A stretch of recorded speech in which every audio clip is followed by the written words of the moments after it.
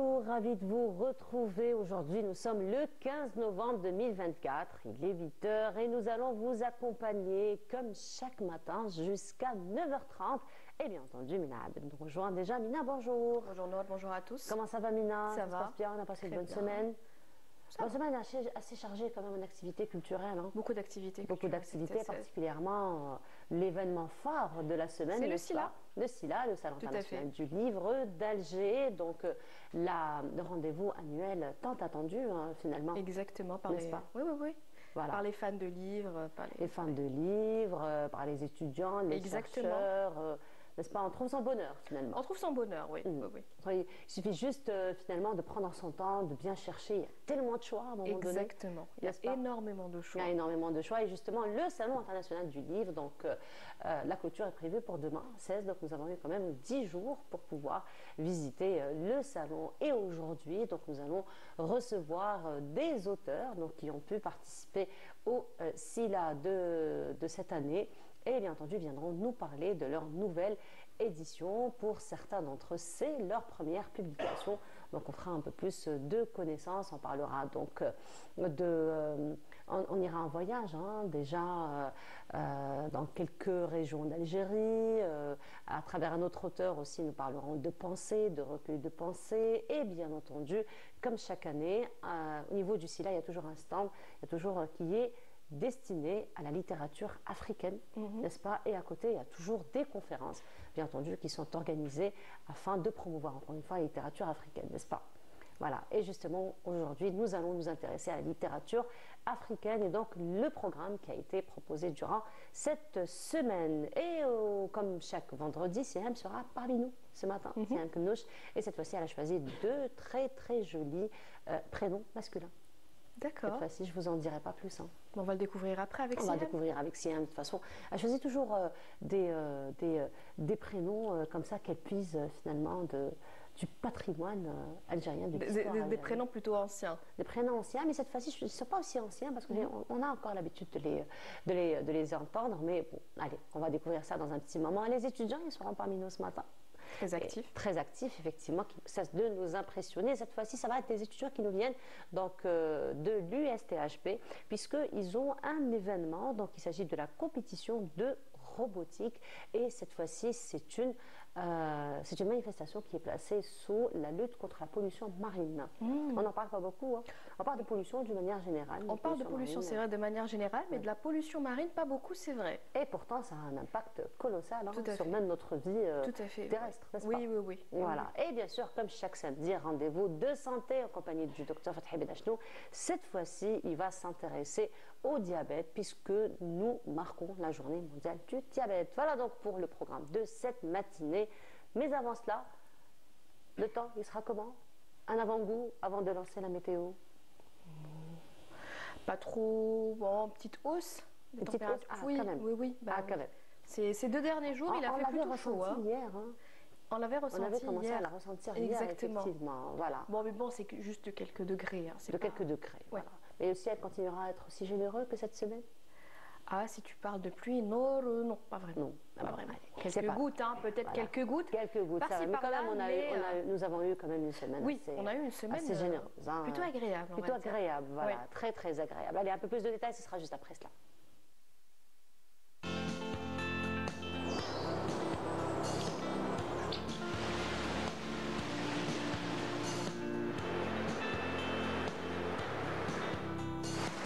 موبيليس تقدم لكم الأحوال الجوية. موبيليس، معا نصنع المستقبل.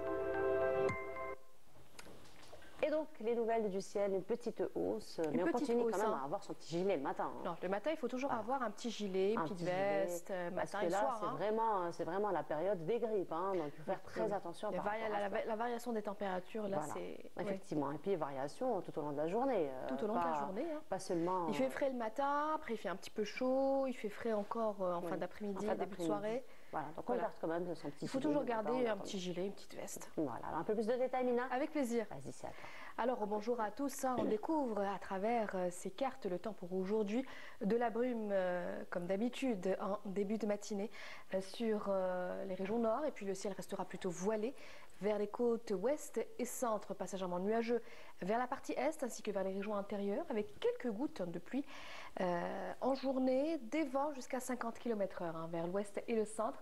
Sur la partie sud, on notera des passages nuageux également sur la Saoura, le sud-ouest, le Nord-Sahara et les oasis, avec deux fréquences sous la bande de sable qui risquent de remonter vers l'intérieur ouest.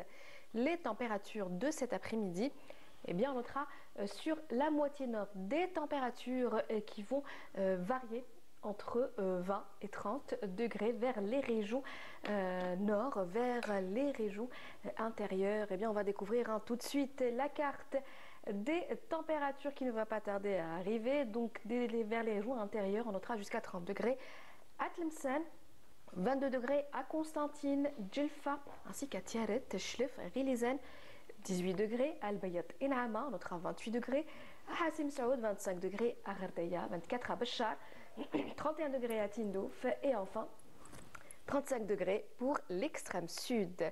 On passe tout de suite à l'état de la mer. Pour cet après-midi, on notera une mer peu agitée sur l'ensemble des régions côtières avec des vents qui risquent d'atteindre les 50 km/h. Place tout de suite à l'Amérique du Nord. Pour cette journée, eh bien, le ciel restera dégagé, partiellement voilé à Montréal, New York, Mexico, Miami. On notera des pluies à Vancouver. Côté température, eh bien, on notera 7 degrés à Montréal, 15 à New York, 29 à Miami, 23 degrés à Mexico et enfin 8 degrés seulement à Vancouver. Encore une fois, très bonne matinée et à tout à l'heure midi.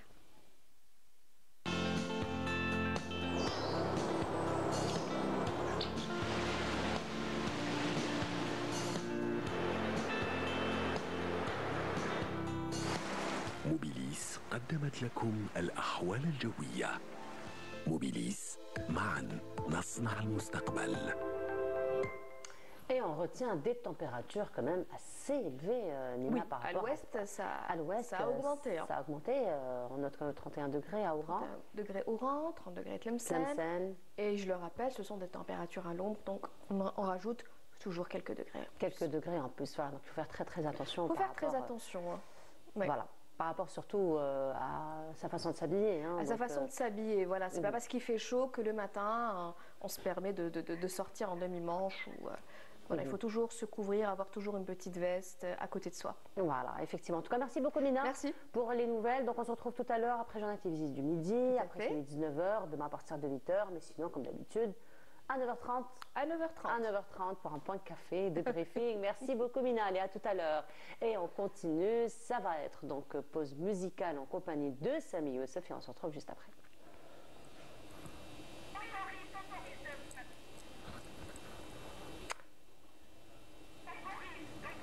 Alors, juste avant de lancer la chanson donc, de Sami Youssef, le Sila, t'as visité?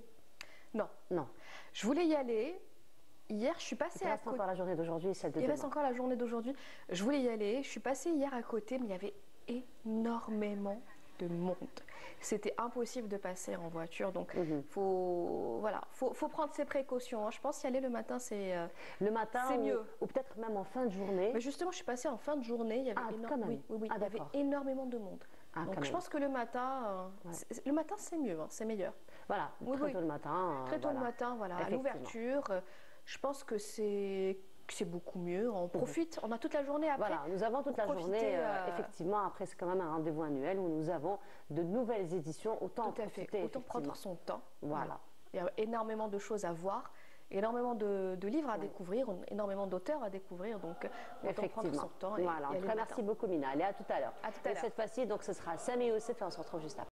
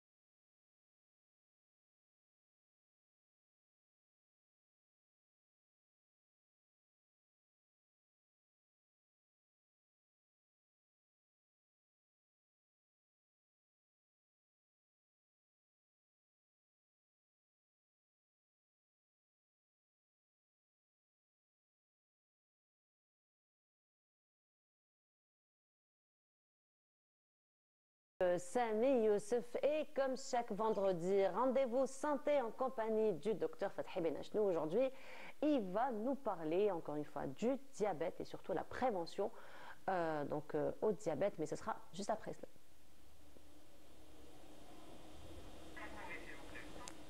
Et donc nous parlerons de prévention, cette fois-ci en compagnie du docteur Fathi Benachnou. On va remonter un petit peu les causes et surtout comment prévenir le diabète.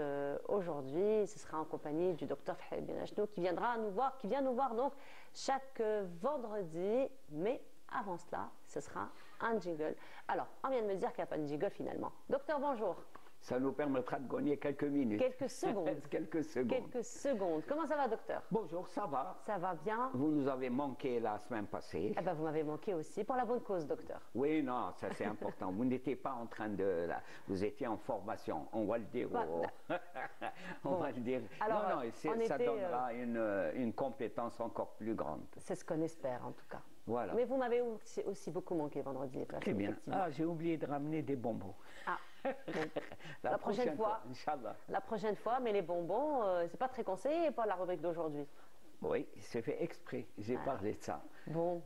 Mais... Moi qui allais dire oui, ok, pourquoi pas, quelques bonbons de bon matin. Oui, mais moi je reprendrai la chanson de Jacques Brel. Je viens chercher mes bonbons. Je vous ai apporté des bonbons. Je vous ai apporté et après il vient les rechercher. Voilà, exactement. Oui, c'est vrai qu'aujourd'hui on va parler du diabète parce que c'est la journée, c'est la journée mondiale du diabète. Et on a parlé beaucoup de dépistage, on a vu des reportages où on faisait des prélèvements, tout ça. Mais j'ai remarqué, j'ai assisté à des conférences où on clôturait l'intervention, après j'avais parlé du diabète, tout ça, la prévention est plus efficace que le traitement. Or, on ne fait rien justement pour ne pas clôturer par cette citation, mais il faut mettre cette citation en valeur et en application. Or, actuellement, la grande tendance de la santé, de la médecine, c'est de prévenir. On parle beaucoup de dépistage, mais le dépistage, c'est avoir une attitude qu'on appelle, nous, en médecine, morbide. Je vais à la recherche de la maladie. Or, la prévention, et grâce à la science, grâce aux études, on a fait de grands progrès. La maladie, au sens curatif du terme, elle peut être évitée, elle doit être évitée. Et aujourd'hui, d'ailleurs, docteur, on parle de spécialité à part entière, la médecine préventive. La médecine préventive, qui, hélas, chez nous, ne peut pas se développer. Pourquoi? Parce qu'elle est étouffée par une pratique curative. Nous, c'est quelqu'un vient, c'est la maladie, on va lui donner un traitement. Un traitement, c'est-à-dire des médicaments. Or, la prévention, et surtout en matière de diabète, par exemple, quelque chose de pratique. Si maintenant je fais un prélèvement de sang, une biologie, et on découvre un taux de sucre élevé. Ce taux de sucre élevé, ce n'est pas sur le moment qu'il est apparu. Le diabète, des études ont montré que c'était une préparation. Il se goupillait depuis il y a 10 ans. Un diabète se prépare depuis 10 ans. Alors les gens se sont demandé, les médecins, pourquoi ne pas profiter de cette période d'absence de diabète, mais qu'il débute, pour apporter les informations, la prise en charge nécessaire pour la personne, pour dire qu'elle va éviter le diabète, sinon le déplacer, le reculer de 10 ans. Par exemple, ce qui est important. Alors, si vous permettez, docteur, là nous avons une affiche diabète, suis-je concerné? Alors ça, c'est une question très très pertinente parce que finalement, nul n'est à l'abri. Oui. Tout le monde est diabétique. Tout le monde risque d'être diabétique. Tout le monde. Même celui qui dit « Ah non, malade ». Mais si on lutte contre ce qu'on appelle le syndrome métabolique, le diabète s'annonce, se prépare, il naît à partir de la présence d'un syndrome métabolique. C'est quoi un syndrome métabolique? C'est certaines données biologiques et physiques qui annoncent qu'il y a peut-être un danger. Et en suivant ce syndrome métabolique, c'est-à-dire On va le faire. Je vais mettre la main à la poche. Pour des bonbons, docteur? Non, non, pour éviter. Là, Dommage. ce que je prépare, ce n'est pas un appareil électronique ou numérique ou quelque chose. C'est un rubomètre? C'est un rubomètre classique. Très bon. C'est un rubomètre. Quelque chose que l'on connaît. Oui. Et par exemple, en luttant contre le syndrome métabolique, on surveille le tour de taille. Le tour de taille, ça c'est important, ça annonce quelque chose. Hélas, en Algérie, et j'espère qu'on va produire nos propres paramètres. Les paramètres, c'est les Américains, on a des Américains. Mais aux États-Unis, l'obésité, elle est très répandue. Donc, leurs paramètres, c'est en fonction de ça. Ensuite, on a les paramètres européens. Parce que les Européens se sont dit, on ne va pas copier les Américains. Et c'est vrai. Oui, parce que chaque société, finalement, a ses propres spécificités. Voilà. Et je souhaiterais que l'Algérie, que les médecins algériens, que l'INSP, l'Institut national de santé publique, ce bijou que l'on a, par exemple, produisent les propres paramètres et expliquer aux médecins que, à part, bon, c'est vrai qu'il faut des appareils, tout, mais qu'un simple appareil, un rubomètre, est important dans la consultation quotidienne. On le fait on fait des examens biologiques concernant le cholestérol, les triglycérides, tout ça. Ensuite, en discutant avec, pas le malade, en discutant avec le patient, dire quelle est la filiation, est-ce qu'il y a des diabétiques dans la famille, est-ce qu'il y a une hérédité. C'est tous ces éléments qui peuvent permettre de réellement prévenir, mais pas de dépister au sens où on va faire un truc capillaire, au doigt capillaire. Donc il faut que l'on affine encore plus notre lutte. Et deuxièmement, on dit souvent en clôture que pourquoi il y a le diabète? Les gens posent la question et ils ont raison. Et surtout cette explosion des cas de diabète. Et le diabète, c'est quelque chose qui va gréver la vie du diabétique et aussi un budget de l'État, parce que le diabète, c'est comme la rouille. Elle bouffe les reins, elle bouffe le cœur, c'est le sucre en lui-même. Donc c'est là où c'est important.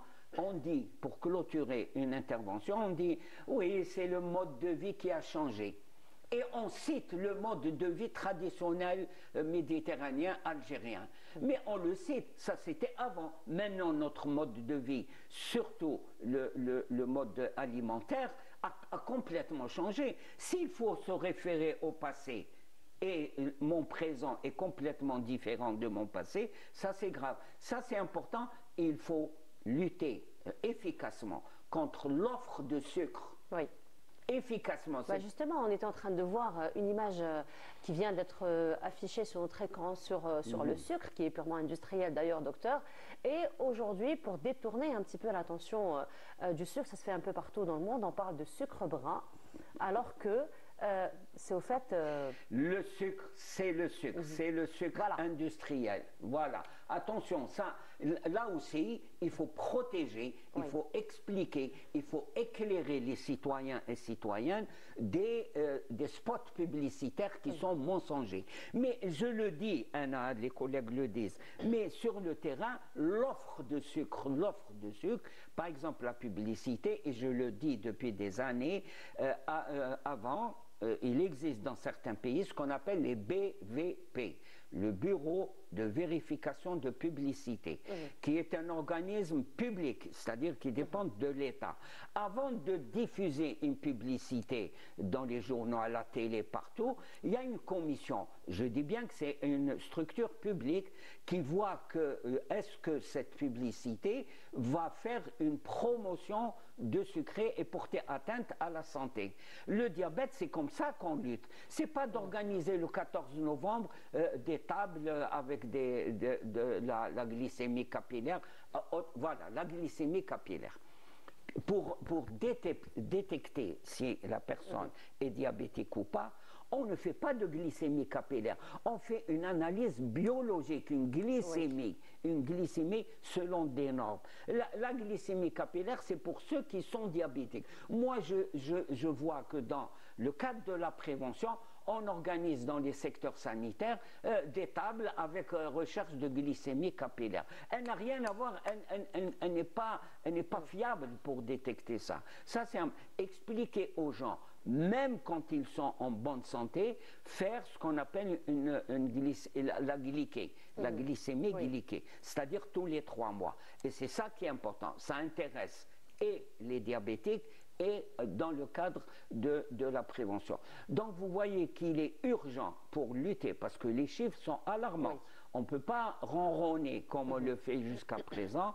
Les chiffres sont alarmants et il faudrait à ce moment-là réellement faire de la prévention et se munir, les médecins et les confrères, de ce ruban maître. C'est pas électronique, c'est pas des trucs comme ça. Et c'est là... Après, on n'a même pas besoin de l'acheter parce que tous les foyers en ont possèdent. Bien sûr, tous les foyers. Et surtout, on aimerait que l'INSP, l'Institut national de santé publique, qui est un joyau de l'Algérie et qui a prouvé qu'elle pouvait prévenir dans beaucoup de maladies, et c'est important qu'il publie les chiffres de tour de taille en fonction des normes algériennes. Donc, encore une fois, docteur, pensez à des facteurs ou des normes donc, qui sont tirés de notre société par rapport aux spécificités de la société. Et se réveiller, si on parle du régime alimentaire et surtout sur les réseaux sociaux, on voit des gens qui proposent des plats avec de la salade, mais c'est pas, je comprends pas moi ces trucs, c'est superficiel, c'est pas, il faut réellement insister parce que l'offre de tabac, l'offre de sucre, l'offre et surtout absence d'éducation physique. On dit sport, il faut dire sport, je traduis, il faut pratiquer le sport. Non, le sport n'a rien à voir, le sport c'est très précis, il faut avoir une activité physique. Une activité physique, une bonne marche quotidienne pourrait équilibrer. L'Association américaine de lutte contre les maladies cardiaques, elle a fait sauter toutes ces histoires d'aller en salle et tout ça. Ce qui est important, c'est d'avoir une activité physique, la marche à pied. Par exemple, on conseille, si vous prenez le métro pour aller à votre poste de travail, on vous recommande de descendre 3 ou 4 stations avant. Et d'aller à pied, Ça vous fera une petite... Il faut éviter les ascenseurs, il faut prendre les escaliers. Et je l'ai dit à chaque fois ici au niveau de la... J'ai dit éviter, elle est excellente pour la santé, cette bâtisse. Oui. Bon, après c'est une bâtisse quand même qui reste pratique, la bâtisse de Canal Algérie. Oui, bien sûr. Et même l'ensemble de l'ANTV, le bâtiment principal, il y a des escaliers. Évitez. Je vois des gens qui font la chaîne pour monter dans l'ascenseur. Moi, je trouve que c'est une occasion, quand on vient au boulot, il faut monter les escaliers et quand on va quitter, il faut descendre les escaliers. Ça, et puis les escaliers nous permettent une meilleure sociabilisation aussi, oui, docteur, n'est-ce pas? on permet de discuter. Tandis que alors là, je ne recommande pas à l'automne, à cette saison-là, parce que dans une cabine d'ascenseur, on est serrés les uns avec les autres, avec la grippe. Ça peut contaminer encore. Voilà. Donc, elle vient marcher, ça c'est important. Et moi, je me bats sincèrement pour que cette phrase, cette citation avec laquelle on clôt la prévention est mieux que le traitement, je m'excuse, mais maintenant on fait que le traitement, la vraie prévention scientifique, logique, telle qu'elle est pratiquée, elle est trop restreinte, inappliquée. Je crois il faut renverser l'équation. Donc on garde l'adage tel qu'il est, mais c'est juste l'opérationnel qui devrait être inversé. En tout cas, merci beaucoup, docteur, encore une fois, de tirer la sonnette d'alarme par rapport à la prévention. Donc pas seulement le diabète finalement, donc la prévention dans toutes les maladies. Et le dépistage n'est pas la prévention. Attention. Effectivement, le dépistage, on cherche déjà quelque chose. On cherche déjà quelque chose. Voilà, merci beaucoup, docteur. Docteur, on se retrouve vendredi prochain. Inch'Allah, pour une Inch'Allah. autre... Et vous serez là, vous ne laisserez pas tomber. Je serai là, je serai là. Inch'Allah, Je ne vous ai pas Inch'Allah. laissé tomber la dernière fois, c'était pas la bonne cause, je vous ai dit. Merci beaucoup, docteur. Allez, à vendredi, Inch'Allah. Bonne Inch'Allah. semaine à vous. On continue, on vous le disait aujourd'hui, nous allons beaucoup parler de littérature, et ce, à l'occasion du SILA. Et en attendant donc d'en parler, nous allons à la rencontre d'une romancière. Il s'agit de Amel Belmehdi, et c'est Samira Hadjamar qui l'a rencontrée pour nous dans ce portrait. On se retrouve juste après. قمر الليل خواطري تتونس بيه نلقى فيه وصاف يرضاهم بالي يا طالب عندي خليلة ليه J'ai entendu parler de Abdallah Ben Khéréou dans les années 80 pour la première fois. Et c'était par le biais de femmes dans une soirée. Une vieille a commencé à réciter un poème, un très long poème de Abdallah Ben Khéréou. Bon, je n'avais rien compris à ce moment-là, d'autant plus qu'elle récitait très rapidement.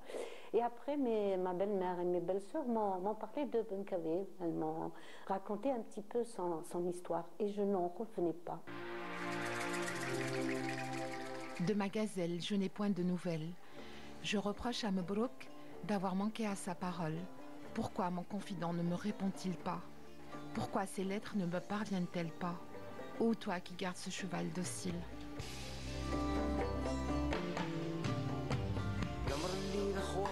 Elles m'ont parlé d'un poète qui était amoureux d'une fille de Béchara, qui avait un palais et que le Béchara avait refusé de la lui donner en mariage et qu'il l'avait fait exiler. Et je me suis dit, tout ça existe chez nous alors que je n'en avais jamais entendu parler. Personne ne m'avait raconté cette histoire. On ne l'avait pas étudiée à l'école. On nous avait parlé de Roméo et Juliette, on nous parlait de Christian et Iseult, on nous parlait de Qaïs ou Leïla, mais une si belle histoire, quelque chose, et bien de chez nous, c'était fabuleux. C'est avec et par ces mots qu'Amel El-Mehdi est tombée amoureuse du poète Ben Khéréou, de l'Arwat et des mots d'amour qui résonnent dans tout le Sahara et à travers toute l'Algérie, aujourd'hui encore. J'ai ressenti, vous savez, quand j'ai écrit son histoire, j'étais tellement dans la peau de ce personnage. Une fois, mon mari m'avait appelé et j'étais tellement dans l'histoire je lui ai dit oui, Abdallah. Je vous assure. C'est pour vous dire à quel point j'ai été touchée par cet homme, par ce personnage, par sa vie, par sa souffrance, quand vous lisez l'histoire, comment sa femme, enfin sa bien-aimée est morte à Aïn Mavé, déprimée, très jeune.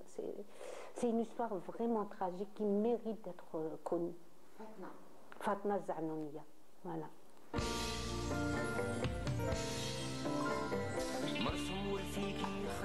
L'exil et le bannissement au nom de l'amour. Le poète Abdallah Ben Khéréou a dû renoncer jusqu'à prononcer le nom de sa bien-aimée, Fatna, et c'est comme ça qu'il a inscrit son nom dans le livre des hommes pour l'éternité.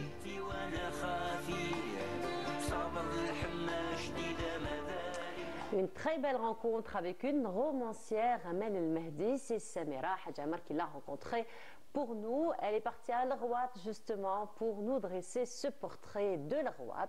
Nous allons aller direct à Sokaras puisque aujourd'hui nous avons un auteur parmi nous que vous retrouverez d'ailleurs cet après-midi au niveau du SILA pour une vente dédicace qui nous propose un voyage dans le temps dans la ville donc de Sokaras. Il s'agit de M. Kheddin Bouzdira. Bonjour, Marhaba. Merci pour l'invitation. Alors c'est un beau voyage que vous nous proposez avec votre livre, à travers votre livre cette fois-ci. À travers le livre, il faut remonter jusqu'à la période de Saint-Augustin. Voilà, période de Saint-Augustin. Donc on va aller à Tagaste finalement, n'est-ce pas? Donc on va faire un voyage de Tagaste jusqu'à Sokaras. Dans le temps. Voilà, alors du voyage dans le temps, on ira aussi au voyage dans les pensées, un voyage dans les citations. Et cette fois-ci, ce sera en compagnie d'un autre auteur que vous avez certainement dû rencontrer aussi là cette fois-ci. Il s'agit de Zindine Grigahsine. Bonjour Zindine. Bonjour madame. Comment ça va? Ça va, merci. Alors, je suis très contente de savoir que vous êtes le cousin d'un grand ami à nous, enfin d'un membre de la famille, bonjour d'Algérie, Ahmed Grigahsine, mais c'est juste finalement une petite différence d'une lettre. Voilà. Voilà. Lui, c'est Greg Hassan et moi, c'est Greg Hassan. Voilà, Donc, alors du coup, j'ai un peu du mal hein, avec Greg Hassan. Comme vous voulez. Voilà, allez, on va rester sur Zindine, comme ça je ne vais pas écorcher les mots. Pas de problème. Voilà, alors Zindine, alors, on disait un voyage dans une ville, cette fois-ci ça va être un voyage dans les pensées, voilà. n'est-ce pas? Alors amour, émotion et blessure d'âme, donc ça c'est plutôt un recueil de pensées. Voilà. Alors on parle de recueil de poésie, on parle de recueil de citations, on parle de recueil de proverbes, mais recueil de pensées, c'est pas très répandu, Voilà, n'est-ce pas? C'est un peu nouveau. Donc c'est un recueil de pensées, en plus qu'on a voulu qu'il soit aux gens, ils peuvent l'avoir. Parce que quand on dit un recueil, donc on peut dire comme si c'est un journal intime. Voilà. Donc, les gens, quand ils écrivent dans leur journal intime, ils n'aiment pas le partager avec d'autres gens. Nous, on a dit pourquoi pas, on va essayer cette épreuve. Donc, et on l'a fait. On voulait le faire, donc on a le fait. On voulait le faire, vous. Voilà. Il y avait Ryan. Ryan Sidotman. C'est ma coécrivaine, c'est une amie à moi. Donc, malheureusement, aujourd'hui, elle n'est pas présente avec nous parce qu'elle a une grande pensée à elle voilà. ce matin. Donc, c'est une amie, on a étudié ensemble. Donc, quand j'ai commencé à écrire, elle aussi, elle écrivait. Donc, un jour, on faisait une tournée aussi là, l'année passée. On a tombé sur un livre, c'était des étudiants en médecine qui l'ont écrit. D'accord. Et chaque étudiant, il a écrit une pensée. D'accord. Donc, c'était un recueil aussi. C'était finalement un déclic pour vous, un élément déclencheur. On a dit pourquoi pas, on jumelle pas nos pensées dans un recueil. On va essayer, pourquoi pas. Donc on voulait être différent. Donc, oui, c'est différent. J'ai eu quand même le temps de lire quelques pensées.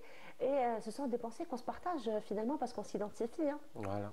Voilà, moi je ne vous connaissais pas, mais en lisant les pensées, je me suis dit, ah tiens, on dirait que ça parle de moi, on dirait que je m'y retrouve. Bon, l'amour, c'est une sensation, normalement tout le monde avec eux, une histoire où donc c'est pour ça, on sentait que ça parle de nous-mêmes. Voilà. Voilà, alors ce sont des pensées du moment, ce sont des pensées que vous avez pensées pour le livre. Oui. Ça s'est passé comment? Ben, pour moi, un jour, j'étais en train de fouiller dans les affaires de mon père, donc lui, il écrivait, j'ai tombé sur un recueil, son journal intime. D'accord. Donc en l'en prenant dans mes mains et en commençant à lire, ça m'a donné le déclic. J'ai dit pourquoi pas, je ne vais pas essayer, pourquoi pas, j'écrive pas comme mon père. Donc c'est dès là où j'ai commencé à écrire. Et c'était l'idée. C'était l'idée pour faire le livre ou vous avez écrit juste comme ça, à mettre de côté Non, c'était juste un journal intime. Voilà, un journal intime. Voilà. L'idée de livre, c'était aussi là l'année dernière. Quand on a vu les étudiants, ils ont fait leur édition, donc on a dit pourquoi pas, nous on ne fait pas. Donc c'était là où on a décidé de faire le livre. D'accord, vous avez eu quand même l'occasion lors de ceci-là de rencontrer les lecteurs, vous avez même organisé un vente dédicace. Oui. Alors quel a été un petit peu le retour des gens qui sont venus vous voir? Dès qu'ils prennent le livre, ils savent qu'ils parlent, c'est un recueil de sentiments, oui. un recueil de citations.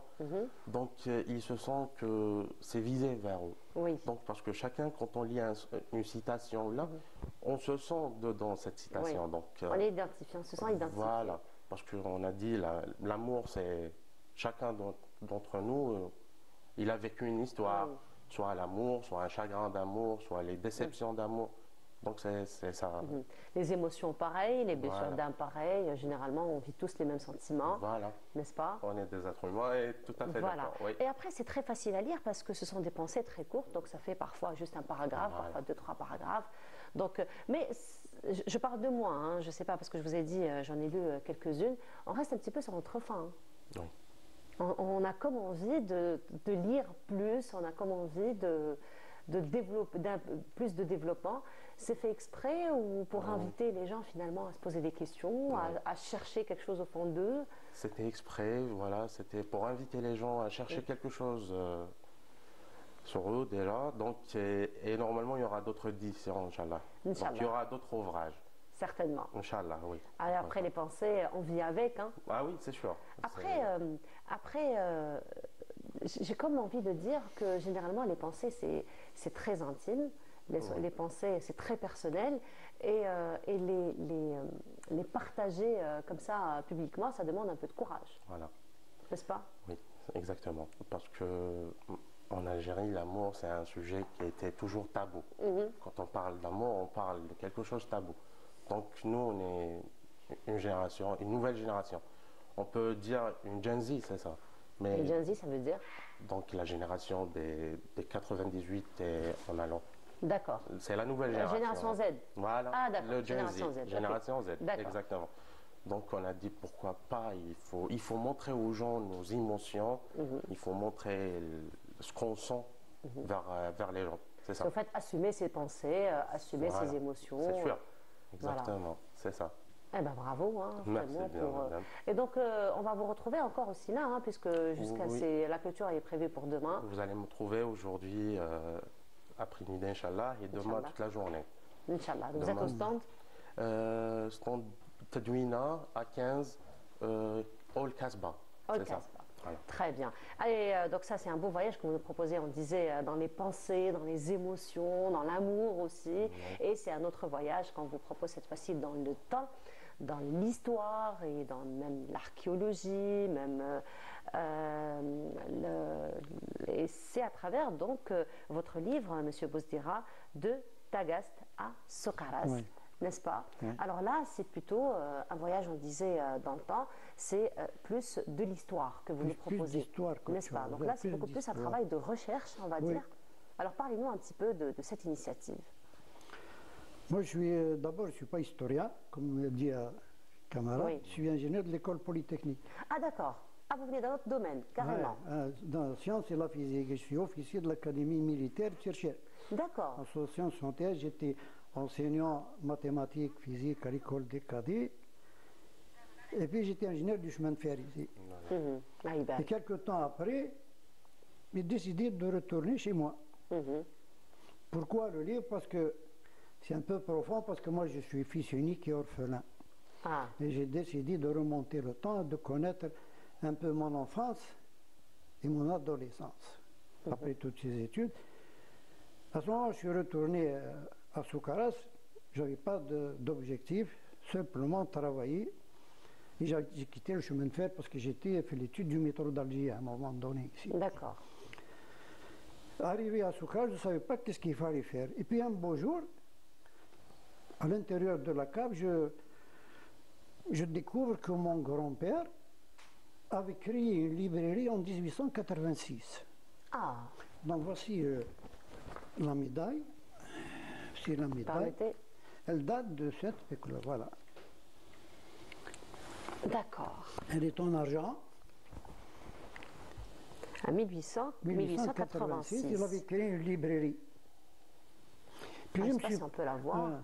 Oui, allez-y, Je donc me il a suis créé une posé librairie. la question, qu'est-ce qui a poussé le grand-père à s'occuper, à créer un livre, parce qu'ils ont été déportés de Gijel à Annaba Gelma, Soukharas. Et avec le temps, il s'est mis à s'occuper de littérature, s'occuper de diffusion de livres à une période où le colonialisme faisait rage, parce que même les Algériens à cette époque-là, difficile en Algérien de créer une librairie sur la littérature. Surtout que la politique coloniale, c'était justement empêcher les gens de faire. Et puis, j'avais pas de documents. Jusqu'au jour où je découvre des documents. Ils sont là, je vais vous laisser un exemplaire complet. Et je me suis dit, pourquoi le grand-père et le père, parce qu'ils sont morts très jeunes, j'avais 6 ans quand il est mort, mon père, pourquoi tous ces documents étaient classés à un moment donné? Je vais vous montrer, c'est extraordinaire. Moi-même, j'étais étonné de l'ampleur de l'information. En les étudiant petit à petit, j'ai compris que le grand-père et le père avaient souffert du colonialisme. Imaginez transporter de Gijel, Annaba, Gelma et Soukharas. C'est un déracinement. Déracinement, la coupure carrément de tout. Ils ne pouvaient pas parler, ils ne pouvaient pas s'exprimer, ils ne pouvaient pas se plaindre. Alors ils ont laissé les documents. Ces documents-là, ils se sont dit, j'ai pensé à leur place. Oui, vous êtes mis à leur place à cette époque-là. Ils se sont dit, un jour, nos enfants, nos petits-enfants, vont découvrir ça, ils vont nous transmettre l'information à la génération actuelle pour montrer comment, à cette époque-là, nous vivions sous le colonialisme. Et c'est ce que vous avez fait à travers votre livre? Et c'est vous avez finalement exaucé le rêve sans savoir, sans qu'il y ait transmission entre vous et eux. Du grand-père du père. Et puis le retour sur mon passé, parce que je ne connaissais pas, moi, la période, quand j'étais à l'âge de 6 ans, je ne savais pas qu'est-ce qu'il fallait faire. Et là, ils m'ont éclairé. Et j'ai mis, qu'est-ce que je peux vous dire, 5 ans pour comprendre le message. Ensuite, c'était la médaille. Lui donner la libé, et puis ils ont créé la librairie. Bon, ils ont créé autre chose, ils ont travaillé. Ils m'ont laissé des documents. Et ces documents, l'étude nécessite quand même une approche. Voilà, un dossier complet. Je vous le laisse. Et puis bien. Sur quelle base j'ai travaillé? Parce que je n'ai copié sur personne. Je n'ai pas pris un historien, ni algérien, ni étranger. Donc vous avez travaillé juste à base des documents que votre père et votre grand-père vous ont laissés. D'accord. Alors, tu ne voulais pas dire que je vous explique ce qu'il y a. Vous avez ici, par exemple, ici la première, c'est ce que je trouve, la carte tribale des tribus algériennes de 1860 à 1873, concernant les Algériens, comment ils ont été... Et là, ce sont vos notes qui sont inscrites? Ah, sont mélangées, écrites, comme ce que les gens peuvent comprendre sans ça. Vous ne pouvez pas comprendre la nature du livre. Voilà. Alors, donc ça, ce sont des documents que votre père et votre grand-père vous ont légués, on va dire. Donc, vous avez traduit un petit peu tous ces documents à travers votre livre, sauf que votre livre remonte à plus loin que la période coloniale. Voilà. Donc là, vous nous emmenez jusqu'à Saint-Augustin. Parce que je trouve beaucoup de documents, un dictionnaire, par exemple, un dictionnaire, 2 dictionnaires, qui date de 1861. Dictionnaire arabe-français. J'ai trouvé la cave, il est immense. Je me demandais qui a pu acheter ça. Et c'était un dictionnaire arabe-français. Il a été fait par un Polonais qui s'appelle Kazimierski. Et c'était l'étude de la sociologie algérienne, de façon à ce que le colonialisme s'est déjà préparé à vouloir occuper l'Algérie. D'accord. Le livre, 1800 pages, et 1300 pages. J'ai donné à M. Bechichi, l'ancien ministre de la Culture, j'ai entendu parler de ces 2 livres, mais je ne les ai jamais vus. Alors je me suis mis à chercher arabe-français. Par exemple, ici, un exemple. J'ai pris en arabe Ferra. Tagas, c'est Soukara, Ferra. Mais que signifie Ferra? Personne ne le sait. À travers le livre. Alors, Tara, on rappelle, donc c'est la première partie de la dénomination Tagaste. Tagaste, c'est ça, Ferra. On prend le dictionnaire et on me met en arabe, je trouve Ferra. Ferra, c'était quoi en berbère? C'était le lion ou les carbes, Khorchouf. D'accord. Khorchouf. Et chez nous, à Soukaras, la région, elle est spécialisée sur le lion et sur le khorchouf, parce que le khorchouf à Soukaras ne trouverait nulle part ailleurs en Algérie. Donc il était célèbre. Donc, Ferra, Est, ici, c'était, d'après le dictionnaire, depuis la nuit, min zaman. D'accord. C'est-à-dire, min zaman, depuis la nuit des temps, c'est le pays des lions. D'accord. Effectivement, quand la France est rentrée à Nahna, les lions étaient chassés par des Algériens et ils alimentaient à une époque lointaine du temps de Saint-Augustin, ils alimentaient les arènes de Rome et le zoo de Marseille. Et là, vous avez le nombre de lions qui ont été tués à Soukaras par les Français. Ils ont ruiné toute la population féline, par exemple les lions, il y avait les panthères, il y a le nombre. Depuis un certain âge, ils tuent absolument, ils ont mis ailleurs. Donc c'est un travail de bibliographie ce que vous avez fait, M. Bouzdira. C'est un travail de bibliographie ce que vous avez fait. Même il y a un monsieur de Tizi Ouzou, une fois je suis rentré en contact, il dit c'est vrai, tout ce que vous dites faire, ça veut dire lion en berbère, en vieux berbère, et est, c'était depuis la nuit des temps. Donc depuis la nuit des temps, c'était le pays des lions et des carpes. Et à ce moment-là, je suis remonté à Saint-Augustin. Alors Saint-Augustin, vous savez, je connais bien parce que l'arbre était en face de chez moi. Oui. Et en face de chez moi. Et puis, ce qu'il y a chez Saint-Augustin, quand les Français ont occupé la ville de Soukaras, ils ignoraient que Saint-Augustin était à Soukaras. Et ils ne voulaient pas diffuser l'information que Saint-Augustin était à Soukaras, parce qu'ils ne voulaient pas reconnaître que la civilisation occidentale est sortie de Soukaras et d'Algérie. Voilà. C'est très passionnant, finalement, surtout qu'il y a des documents en preuve à l'appui. Donc, on rappelle, M. Bouzdera, on va vous retrouver cet après-midi au niveau du SILA, à partir de 14h. C'est ça, donc pour une vente dédicace. Donc, effectivement, un travail. Vous avez ici, les documents. Voilà. La création de la ville de Soukaras, Tagaste, par Jérôme Napoléon Tagaste. On va retrouver tout ça dans le livre. Tout est dans le livre. Tout est dans le livre. Et on vous retrouvera, on rappelle, cet après-midi, donc à partir de 14h. En tout cas, ça a été passionnant. Merci beaucoup, M. Bouzdera, d'avoir été parmi nous ce matin. Zinedine, merci encore une fois. Belle continuation. Inch'Allah. Et donc, rendez-vous aussi là. D'accord. Merci beaucoup. Ici, vous avez par exemple les tribus algériennes.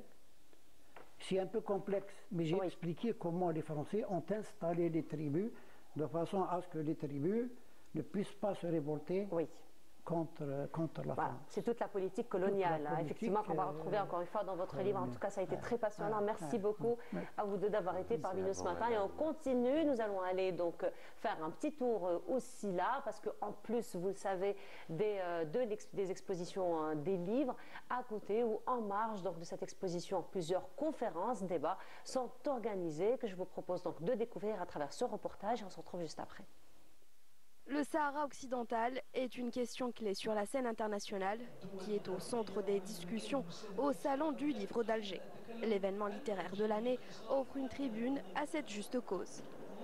Malheureusement, les violations marocaines de droit international d'abord, des droits du peuple sahraoui et l'autodétermination, mais aussi des droits humains en général, est une situation très critique, critiquée aussi par toutes les organisations internationales, que ce soit Human Rights Watch, que ce soit Amnesty et autres. Même l'ONU reconnaissent que les violations marocaines sont dangereuses et doivent être arrêtées. Mais il y a toujours une absence d'une volonté politique de la part des Nations Unies et des mécanismes surtout des droits de l'homme qui ne réussissent vraiment pas à faire appliquer la légalité internationale au Sahara occidental. Le droit international reste le socle juridique le plus solide pour ce qui est du conflit du Sahara occidental, puisqu'on sait que la question du Sahara occidental est d'abord déclarée comme une question de décolonisation sur les tablettes des Nations Unies,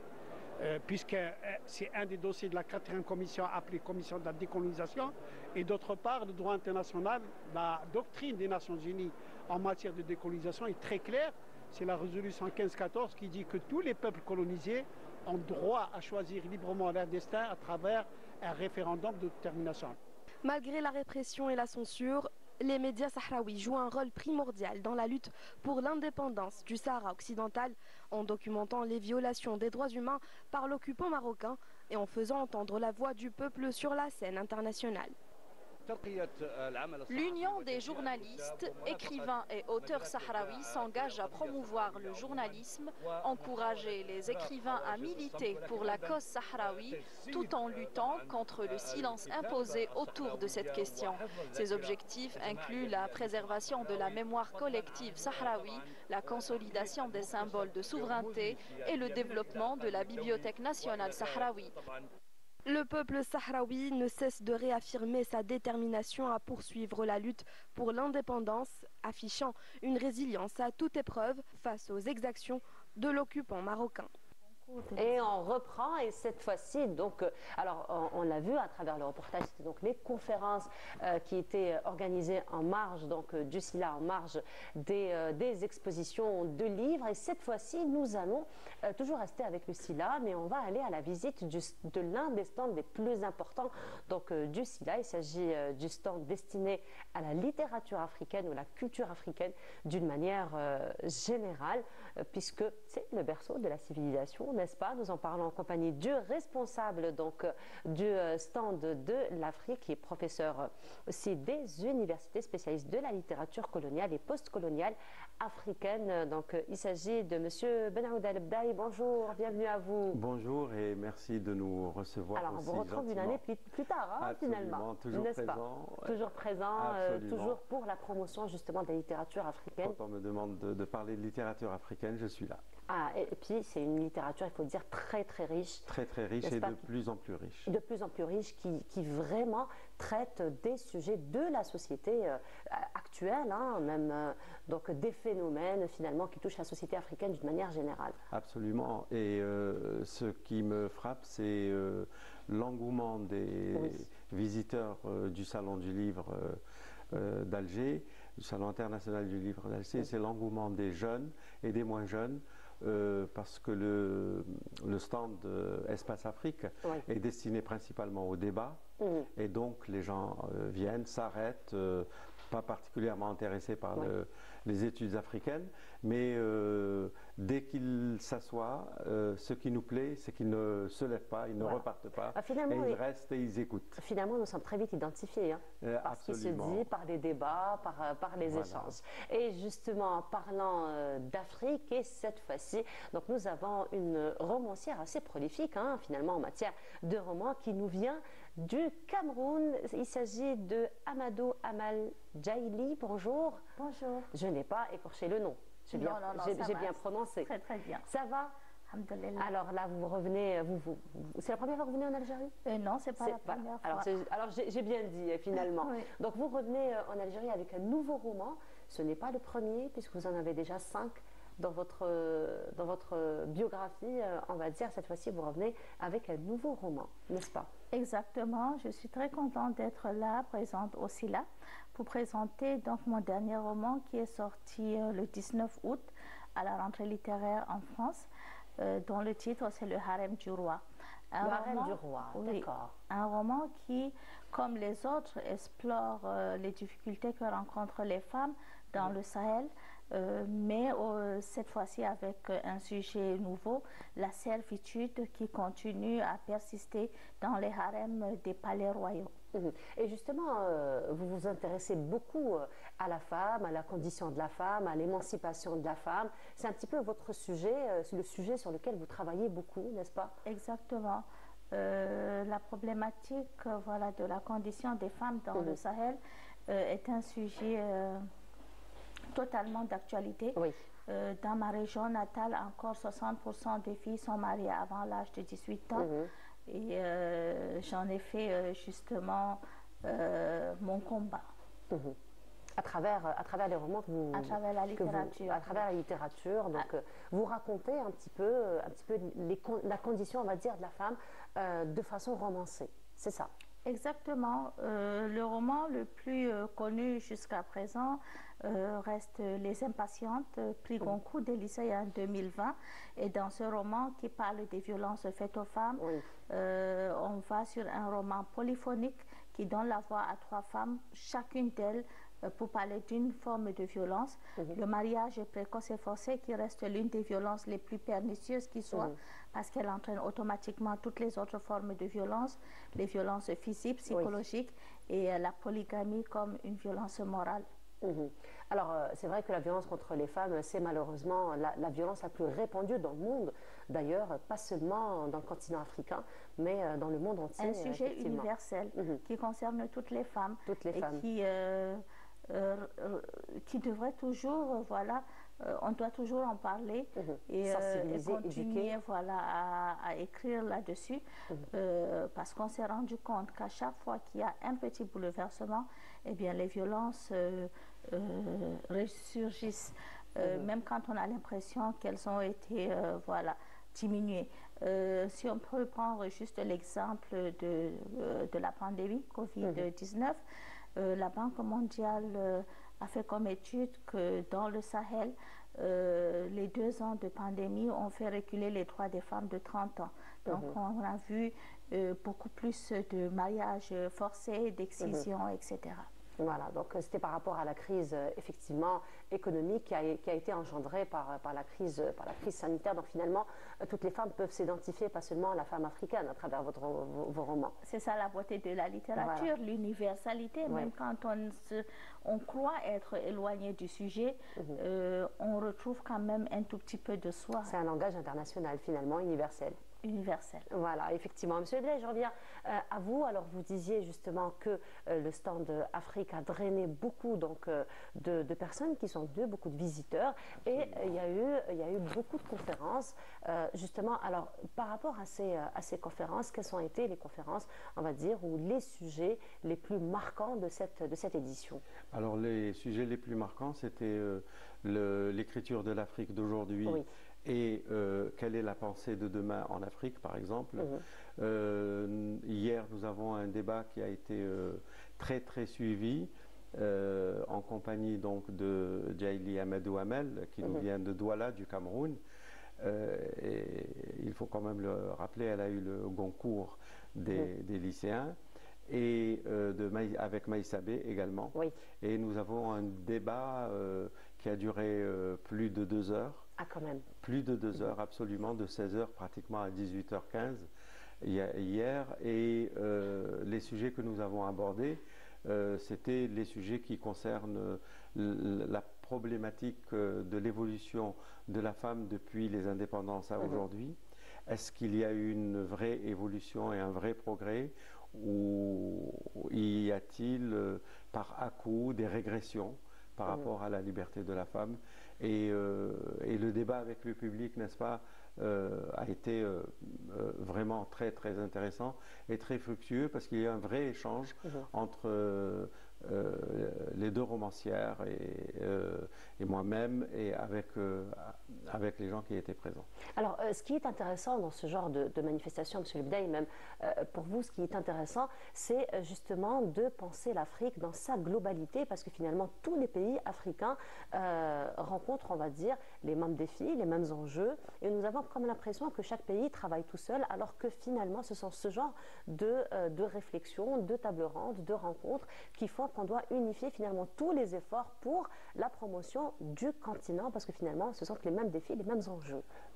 Oui, les mêmes défis, les mêmes enjeux, pour une raison très très simple, c'est que tous les pays africains ont été colonisés, soit par la France, soit par l'Angleterre, le Portugal, et donc les causes ont les mêmes conséquences. Oui.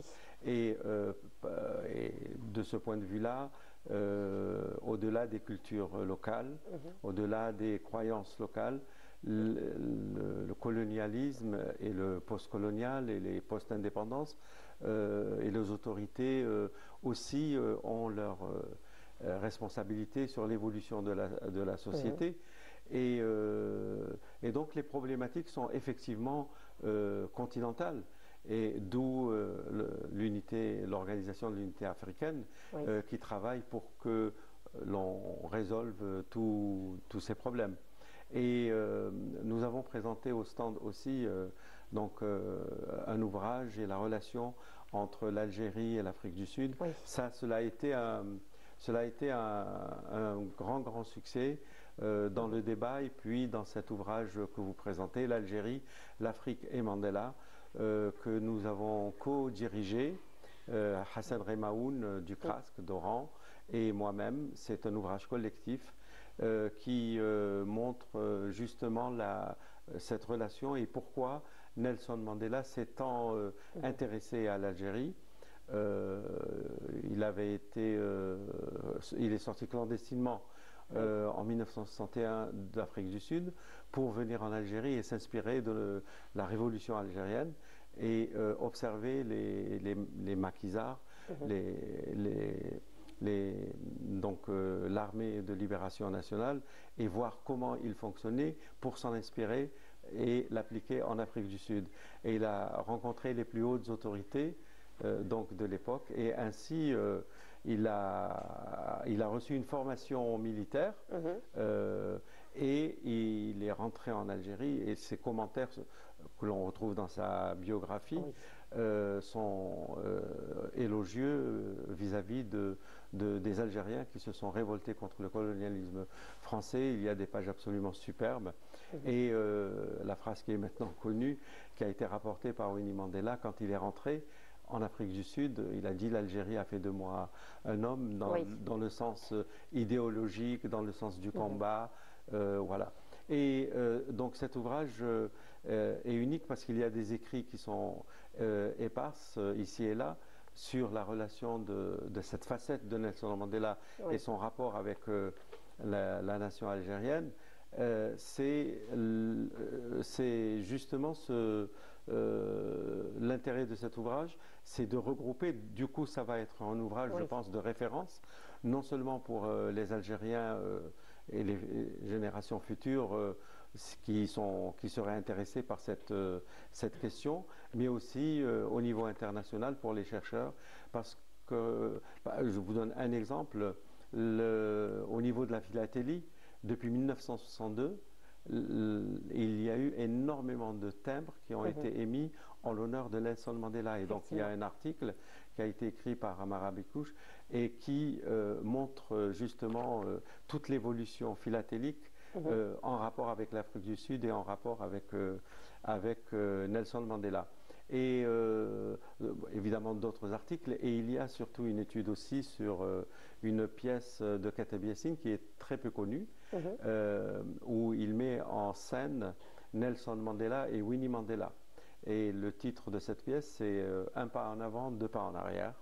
Et donc l'étude qui est dans cet ouvrage montre justement que non seulement il y a ce rapport avec les combattants algériens, mais aussi avec l'intelligentsia algérienne, et en l'occurrence le grand Kateb Yassine. Voilà, donc finalement un livre de référence, nous l'avons en exclusivité parce qu'il est fraîchement édité. Écoutez, il est sorti cette semaine. Cette semaine, donc on va le retrouver au niveau donc, du stand de l'Afrique. Voilà, oui, si. Au stand de l'Afrique et surtout au stand du CRASC, puisqu'il a été édité avec le CRASC d'Oran. Et donc il y a effectivement un stand. Donc Hassan Remaoun et moi-même sommes très fiers de cet ouvrage. Il y a de quoi l'être finalement parce que ça regroupe plusieurs réflexions, des regards croisés de plusieurs chercheurs, anthropologues, historiens aussi, qui mettent en valeur effectivement cette relation Algérie-Afrique du Sud. Mais pas que, parce que finalement ça va ouvrir aussi le champ de réflexion à d'autres probablement, à d'autres références aussi, parce que nous l'avons toujours dit, l'Algérie est la terre des révolutionnaires. Voilà, la Mecque des révolutionnaires. Voilà, donc probablement, pourquoi pas, une ouverture à d'autres réflexions. Le titre, c'est l'Algérie, l'Afrique et Mandela. Et l'Afrique, justement, parce que notre révolution a été d'une grande inspiration pour tous les mouvements de libération sur le continent. Voilà. Et de ce point de vue-là, effectivement, cet ouvrage, je pense qu'il va être, comme vous l'avez dit, une référence. Voilà, en tout cas, on vous souhaite très très belle continuation pour ce que vous allez entreprendre. Donc rendez-vous jusqu'à demain, Inch'Allah, puisque c'est demain la clôture du salon. En tout cas, merci beaucoup d'avoir été parmi nous ce matin. Merci beaucoup. Voilà, merci beaucoup à vous. Nous sommes très fiers de vous recevoir. Bravo pour tout le travail de militantisme que vous faites en faveur donc, de la promotion de la condition de la femme surtout. Merci beaucoup, encore une fois. On vous retrouve aussi là jusqu'à demain. Oui, c'est ça. Très bien, toujours aussi belle avec votre tenue. Merci beaucoup. Alors, je vous en prie, c'est la vérité. Dire quelque chose Allez-y, je vous en prie. Hier, dans les allées du Sila, elle a eu un succès absolument phénoménal parce que tout le monde voulait se photographier avec elle. Mais c'est vrai que c'est très gracieux, la culture africaine très colorée, très gracieuse, effectivement. Absolument. En tout cas, très belle continuation. Merci encore une fois d'avoir été parmi nous ce matin. Monsieur Lebdaï, merci beaucoup. Merci encore à vous de nous avoir reçus. Vous êtes chez vous. Merci. N'est-ce pas? Merci beaucoup. Et voilà, on continue et nous allons rester toujours dans le Sila, mais cette fois-ci, nous allons nous intéresser à une autre catégorie d'édition. Et cette fois-ci, ça va être les éditions de livres qui sont destinés aux personnes non-voyantes, donc des éditions de livres imprimés en braille. Je vous laisse voir ce reportage et on se retrouve juste après. À l'instar de nombreux visiteurs du Sila, Salim, passionné de lecture, parcourt les ouvrages du bout des doigts en quête de nouvelles découvertes littéraires. Il y a plus de livres en braille lors de cette édition du Sila. De plus en plus d'ouvrages sont édités. C'est une bonne chose pour nous. Avant, on ne trouvait que le Saint-Coran en braille. Mais cette année, le salon propose une riche sélection de livres de différents genres littéraires. Mais même si beaucoup d'efforts ont été fournis, cela reste en deçà de nos attentes. La lecture pour tous et la disponibilité du livre sous toutes ses formes semblent être le leitmotiv de beaucoup d'auteurs et de maisons d'édition qui ont pris part cette année au Salon international du livre d'Alger. À l'occasion du 70e anniversaire du déclenchement de la Révolution de libération nationale, nous avons édité une grande variété de livres sur cette étape phare de l'histoire de l'Algérie, que nous avons retranscrit en braille. Nous avons par exemple édité des biographies de nombreuses personnalités historiques pour rendre ce genre d'ouvrage accessible aux personnes mal ou non-voyantes. Nous proposons 42 ouvrages retranscrits en braille. Cette année, nous proposons même des ouvrages en 3D, permettant aux personnes en situation d'handicap visuel d'explorer le contenu des livres autrement. Le Sila se transforme de plus en plus en une large plateforme inclusive permettant à toutes les catégories d'accéder au plaisir de la lecture. Il faut savoir qu'en plus des maisons d'édition privées, le ministère de la Culture et des Arts a publié 16 000 exemplaires de livres d'auteurs algériens en braille pour permettre aux handicapés visuels d'accéder aux principaux titres de la littérature et de la pensée algérienne. C'était un reportage qui revient sur les éditions donc, de livres imprimés en braille pour les personnes non-voyantes. Et cette fois-ci, donc, nous allons retrouver comme chaque vendredi notre ami Sihan qui vient nous faire découvrir d'autres prénoms. Sihan, bonjour. Bonjour. Comment ça va, Sihan? C'est toujours un plaisir. Ah ben écoutez, oui, ça commence à faire froid. Oui. J'aime cette saison. Oui, j'aime écouter. Ah oui, franchement. L'été indien. Enfin, l'été indien, oui. Oui, bon. Non, quand même, nous avons de beaux contrastes. Hein. Non, ça va. Il y a une belle lumière qui me fait plaisir et qui me réchauffe le cœur. Voilà. C'est vrai. Je ne vais pas aller au-delà parce que ça va être très nostalgique. Voilà. Après, vrai que je vais parler d'un certain quartier, des hauteurs d'Alger. Et, pourquoi pas, ça va être. Pourquoi pas un jour on fera ça.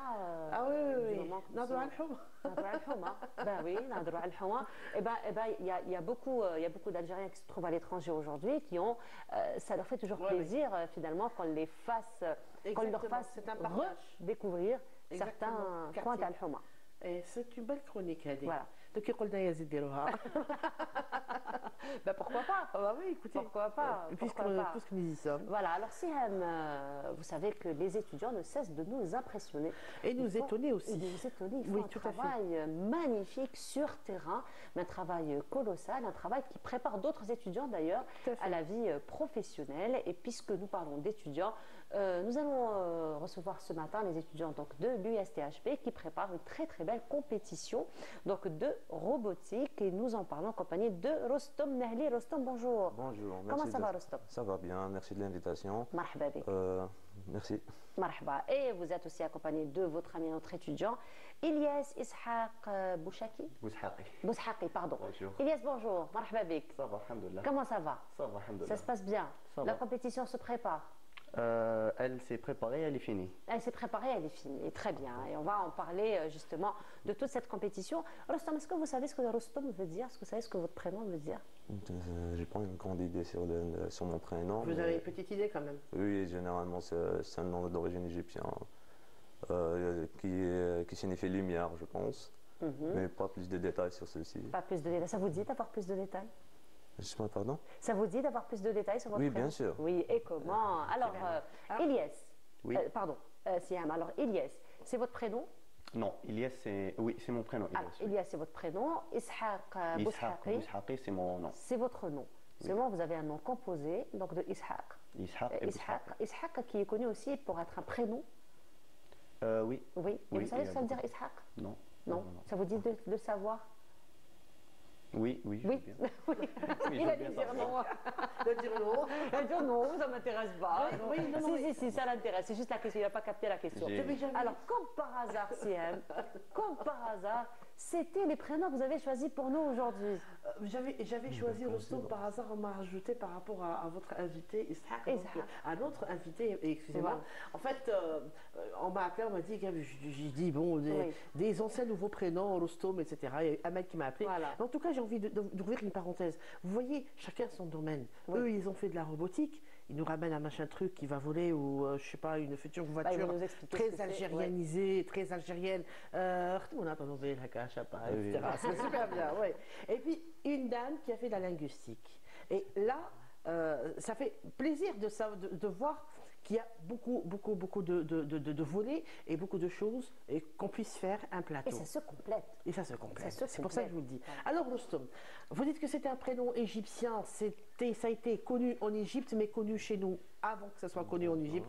Pourquoi? Le prénom n'est pas égyptien, le prénom est persan. Donc, Mbilad et Fares. Le prénom est persan et signifie l'homme courageux, l'homme qui a un gabarit, le combattant, le gladiateur, j'ai envie de dire. Voilà, vous voyez. Ça fait encore plaisir. Voilà, vous le portez bien en plus, hein. Vous le portez bien, votre prénom en plus. Alors, Rostom, c'est un prénom donc d'origine persane et nous avons connu le plus ancien Rostom de Nord-Afrique, c'est Rostom Ben Abdelrahman, le fondateur de la dynastie de Rostomide, voilà, dans la capitale est Tihert. Dawla Rostomia revient à Rostom Ben Abdelrahman. Rostom Ben Abdelrahman qui a une lointaine origine persane et qui, du côté de Tihert, a fondé justement une très très grande principauté et dynastie qui est celle de Rostomiyin et qui a été une dynastie quand même assez célèbre pour le savoir, la science et les découvertes scientifiques. Et c'est pour ça que je fais justement ces liens aujourd'hui. Donc Rostom, c'est ancien, c'est nouveau, ça revient. Ça c'est un petit peu latinisé. On trouve des gens et des dames qui disent par exemple oui, mon fils c'est Rostan. Alors il n'y a pas de Rostan, je vous le dis tout de suite. Ah, c'est la première fois que j'entends parler de ça. Oui. Alors Rostan, non, en fait il n'y a pas de Rostan. C'est Rostom un petit peu latinisé. On a un petit peu connotation latine européenne, etc. On a choisi donc Rostom au lieu de c'est Rostam, ok. Il n'y a pas de Rostam, ça n'existe pas, ok. Ni en persan ni en turc. Donc Rostom, c'est tout simplement un prénom perse qui s'est développé comme tous les autres prénoms, qui a pris d'autres connotations et il est arrivé chez nous toujours avec la même beauté de ce prénom qu'on retrouve dans le Shahnama. Shahnama, c'est une très très vieille épopée dans Fayrouz Zabadi ou le Ferdowsi plutôt. Le Ferdowsi nous a parlé d'une très très grande épopée d'un héros qui s'appelait justement Rostom, qui était amoureux d'une belle qui s'appelait Shirin. Voilà. Et c'était une belle, faut la lire. On a comme l'impression que vous nous emmenez dans un conte de mille et une. Ça ressemble. Parce qu'en fait, ils n'ont pas pu se marier comme tous les malheureux amoureux. Il faut pas tomber amoureux, sinon vous n'allez jamais épouser. Donc, comme tous les pauvres amoureux, ils se sont jetés par une falaise à cet endroit, même endroit où le sang des amoureux s'est mélangé. Il y a eu une fleur qui a poussé et c'est la tulipe. D'accord. Donc cette histoire de Rostom et Shirin a donné naissance à la tulipe qui va devenir très vite plus tard un grand symbole des Ottomans. Voilà. Alors, Rostom. Vous avez deux prénoms, deux jolis prénoms dont je peux parler, Ishaq et Ilyas. Je peux faire les deux, j'ai le temps de faire. On a le combo. Je vais faire vite. Hein. Ouais. Alors, Ishaq, ça l'intéresse.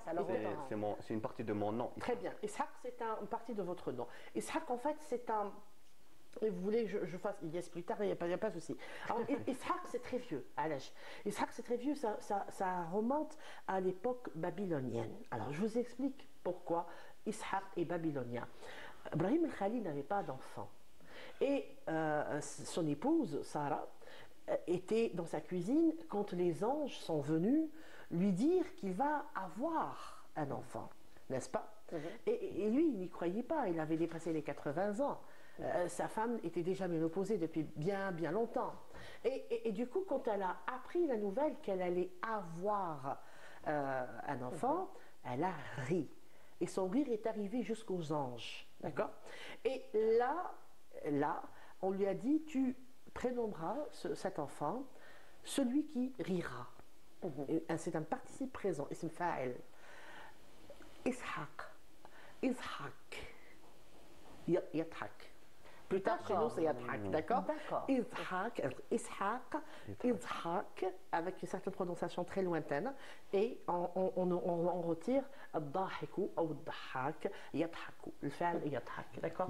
Donc c'est très ancien, c'est babylonien, c'est une ancienne langue qui a plus tard donné la langue arabe, etc. Donc il y a eu un développement didactique, sémantique, etc. Et du coup, donc, Ishaq, c'est celui qui rit et celui qui rira. D'accord. Donc c'est un prénom très optimiste et très très joyeux et c'est très très vieux, c'est babylonien et non pas autre chose. Alors Elias c'est araméen, Elias c'est j'ai un dieu. El c'est Dieu. As. El c'est un préfixe qui signifie Dieu, d'accord. El. Et ça peut être un préfixe ou un suffixe. Hein. Alors on peut dire par exemple Jibra'el, vous trouvez le El ou Illil, vous voyez. Alors El est un préfixe ou un suffixe qui signifie toujours Dieu. Donc, Elias, j'ai un Dieu en araméen. Ça veut dire, si on peut le traduire dans notre culture, ce sera Abdallah. D'accord. Voilà. Vous n'êtes pas loin de Abdallah. Donc, votre nom, Abdallah, l'idhak. Oui. Abdallah l'optimiste. C'est bien. N'est-ce pas? Tout simplement. Ah bah, ils le sont, hein, finalement, ils portent bien leur nom, hein, parce que super beau, n'est-ce pas? Ils portent très très bien leur nom parce qu'aujourd'hui ils viennent avec des inventions aujourd'hui, donc il y a beaucoup d'optimisme finalement. Moi je me rappelle qu'il y a un camion qui sort tout ça a donné ça.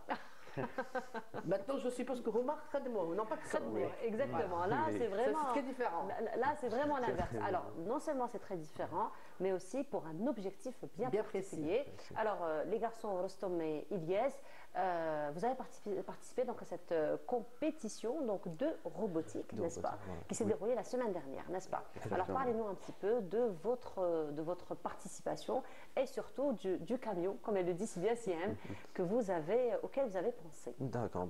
Bon, je me présente, je suis le président du club CELAC, organisateur de l'événement, de la compétition AGN Robot Cup, ARC. ARC, c'est une compétition de robotique basée sur nationale. On cible les 58 wilayas, chaque année avec une thématique nouvelle, une thématique réelle qui touche à notre société. Et on cherche à trouver des solutions grâce à l'électronique et à la robotique. Donc cette fois-ci, c'est l'environnement auquel vous avez pensé? Cette année, on a pensé à l'environnement, on a pensé à la pollution maritime. Par exemple, pour l'année passée, on a pensé au robot extincteur de feu pour les feux qui s'est passé en forêt, dans les wilayas où il y avait des feux. Donc finalement, lorsque vous mettez une thématique, vous pensez à une thématique particulière, c'est toujours une thématique qui répond à un besoin urgent finalement de la société. Qui répond à un besoin urgent et qui est une thématique d'un sujet qu'on vit, un sujet de société, une problématique de société, où le dernier objectif de cette compétition, c'est de trouver des solutions à ces problématiques, à ces thématiques, grâce à l'électronique, grâce à un très niveau de performance des participants. Voilà, et Elias, justement, il a participé, n'est-ce pas? Vous avez participé à cette compétition. Et vous avez participé avec le camion. Allez, je garde la dénomination de Sihem. Bon, alors. Parlez-nous un peu. Déjà, merci de nous avoir invités dans votre émission. Le but de notre véhicule, de notre robot, c'est de lutter contre la pollution maritime. Alors, j'étais pas seul dans mon équipe. On était deux, moi et un autre ami à moi, qui s'appelait aussi Ilyes. On avait le même prénom. J'espère qu'il a vu aujourd'hui, au moins il aura la signification du prénom. Oui, je lui ai informé. Très bien. Alors on a appelé notre équipe Ilyes parce qu'on s'appelait les deux Ilyes. Alors, ce robot ici, c'est pas le robot qu'on a participé avec, c'est la deuxième version de notre robot. On a participé avec la troisième version. Alors, cette deuxième version,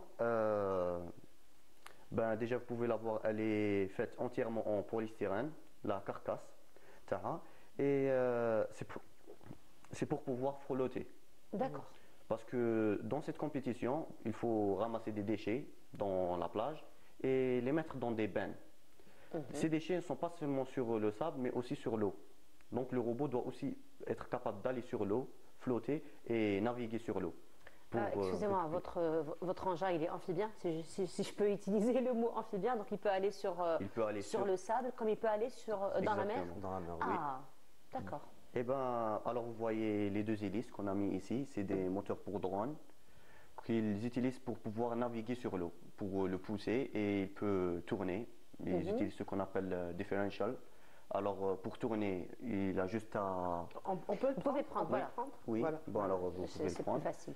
Alors il peut renverser le côté de rotation d'un moteur et garder l'autre du même sens pour tourner sur place ou pour changer la direction. D'accord.